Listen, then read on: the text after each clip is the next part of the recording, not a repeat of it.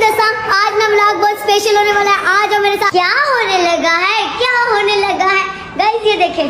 क्यों दिखाऊं, ये देखें क्या होने लगा है, क्या होने लगा है। क्या आपको पढ़ा जा रहा है कि नहीं पढ़ा जा रहा, तो सानू पढ़ा जा रहा है कि नहीं पढ़ा जा रहा है। अच्छा कैसे ना है, प्यारी मरियम खुद ही व्लॉग बना रही, प्यारी मरियम खुद किस ना व्लॉग बना रही है, ये तो हम आपको जाके बताते हैं।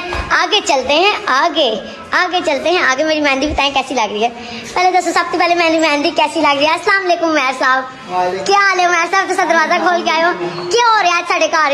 दसना नहीं है सरप्राइज। तेरे घर क्या हो रहा है, तेरे घर क्या हो रहा है? तो मैं पहले दस गया मेरे घर क्या हो रहा है। मैं के घर में जाते हैं, मैं के घर में गाइस बंदे बैठे हुए हैं, इसलिए मैं ना वापस जा रही हूँ। इधर के गोल में इस कॉन्फ्रेंस चल रही है, इधर इधर इधर केड़ी गोल में इस कॉन्फ्रेंस चल रही है। उमर साहब इधर क्या हो रहा है? ये मेरा शोनो बेटा है ना, मुझे से पूछ रहा है